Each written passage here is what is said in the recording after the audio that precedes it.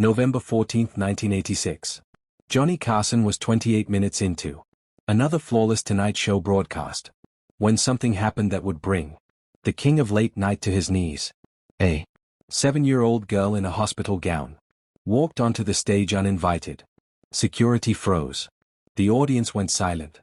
And Johnny Carson, the man who had handled every disaster in television history with a smile, stood up from his desk with a look no one had ever seen before. Fear. In her tiny hands, she clutched a folded piece of paper, a letter, handwritten, tear-stained. She had traveled over 100 miles to deliver it personally. Doctors told her she had days left to live, but she refused to die until Johnny Carson heard what she had to say. What happened next was broadcast live to 22 million Americans. Within 4 minutes, Johnny Carson would collapse, not from illness, not from exhaustion, but from 6 sentences written by a dying child that exposed a wound he had hidden for 40 years. The camera kept rolling. The audience sat frozen, and America watched as the most unshakable man in television fell apart completely.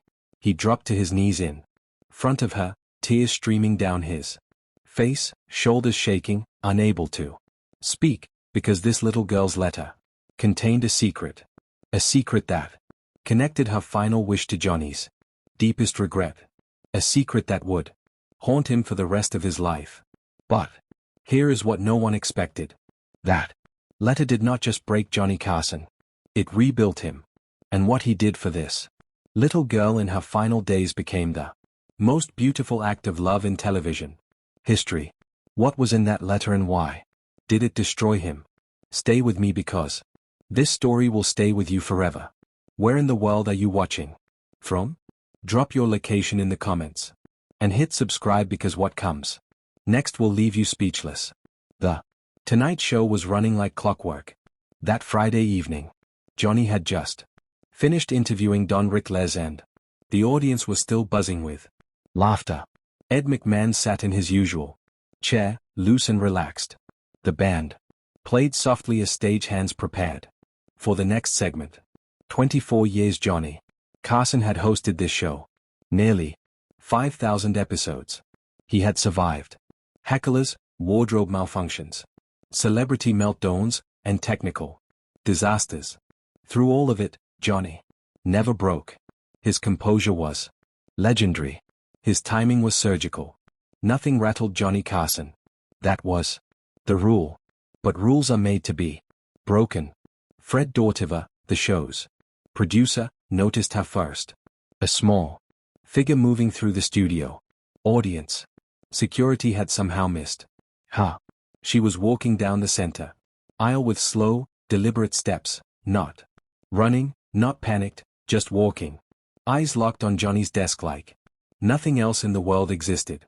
The audience began to murmur, heads turned. Confused whispers rippled through the crowd. Johnny looked up from his cards and froze. A little girl no older than 7. Pale skin stretched thin over fragile bones. Dark circles under her eyes. A hospital bracelet still wrapped around her wrist and clutched against her chest like a lifeline. A single piece of paper. She was crying. Silent. Tears streaming down hollow cheeks. But she kept walking. Security moved toward her immediately. 2 guards closing in from both sides. Johnny held up his hand. Wait. The word cut through the studio like a blade. Everyone stopped. Johnny stepped out from behind his desk. The cameras followed him as he walked toward this tiny intruder. 22 million people watching, a moment no one could explain. He knelt down in front of her, eye to eye, and in a voice barely above a whisper, he asked the question that would change everything. Sweetheart, what's your name? She looked up at him, tears still falling, voice trembling, and she spoke 4 words that made Johnny Carson's blood run cold. I'm dying, Mr. Carson. The audience gasped.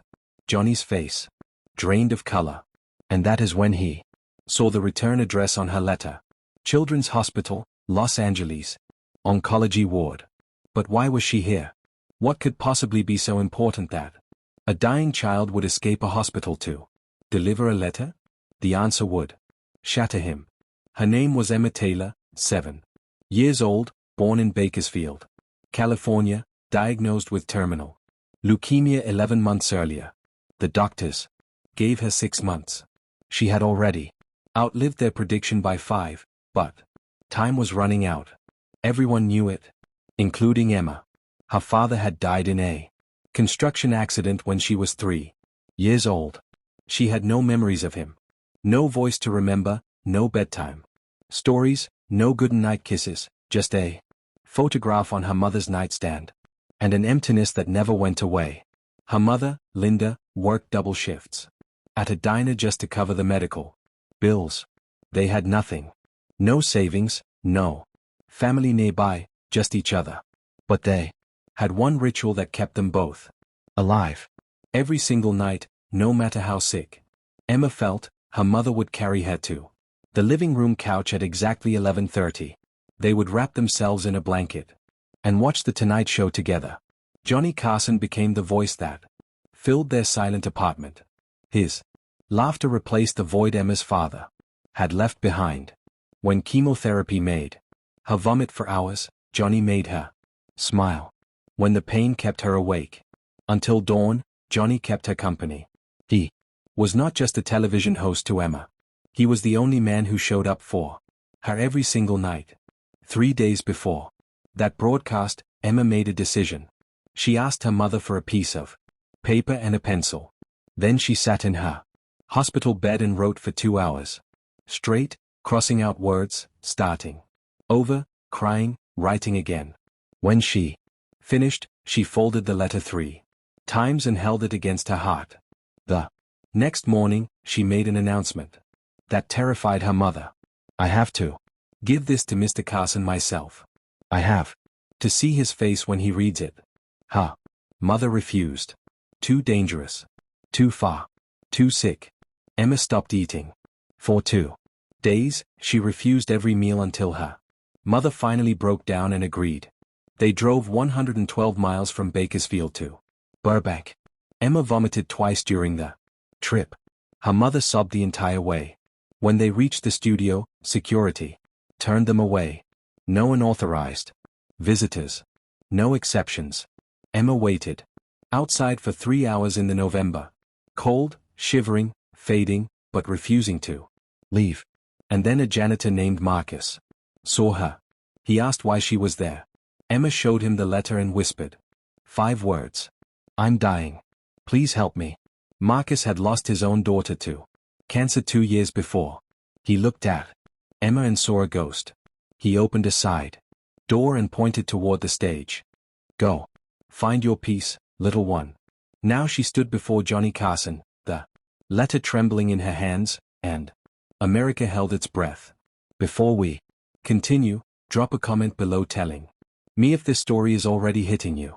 And if you have not subscribed yet, now is the time, because what Emma wrote in that letter will break your heart. Where are you watching from tonight? Johnny looked at Emma for a long moment. The studio was completely silent. Not a whisper, not a cough, just 22 million people waiting. Emma, he said softly, would you like to read me your letter? She nodded. Her hands shook so violently. The paper rattled. Johnny reached out and steadied her fingers with his own. Take your time, sweetheart. The whole world can wait for you. Emma took a shaky breath. And then she began. Dear Mr. Carson. Her voice was tiny, fragile, but it carried through the microphone to every corner of America. My name is Emma and I am 7 years old. I have cancer and the doctors say I am not going to get better. I am not scared of dying anymore. But I was scared of one thing. I was scared I would never get to say thank you. Johnny's jaw tightened. His eyes began to shine. My daddy went to heaven when I was little. I do not remember what he sounded like. I do not remember his face without looking at a picture. That makes me really sad. She paused to steady herself. Johnny did not move. But every night you talk to me through the TV. And when I close my eyes, I pretend you are my daddy. I pretend you are saying good night to me. I pretend you are proud of me. A tear slipped down Johnny's cheek. He did not wipe it away. I have one wish before I go to heaven. I want you to say good night to me for real. Not through the TV. For real. I want to feel like I have a daddy who loves me, even if it is just pretend. I want to remember what that feels like. The audience was weeping openly now. Crew members had stopped working. Ed McMahon had his face buried in his hands. Emma looked up at Johnny with those enormous, tired eyes, and she read the final lines. My mommy says you are too busy for a sick little girl. She says famous people do not read letters from kids like me. But I told her you are different because every night when you look at the camera I know you are looking at me. You are the only one who sees me, Mr. Carson. Her voice cracked. Please do not stop seeing me. Johnny Carson broke. Not slowly, not gracefully.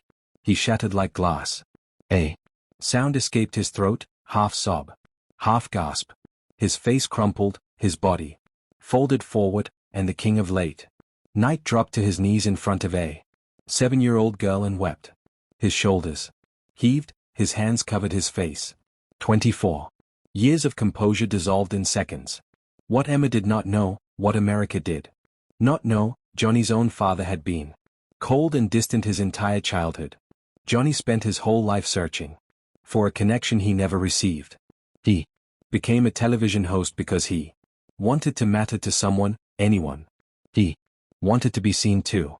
And here was proof that it had worked.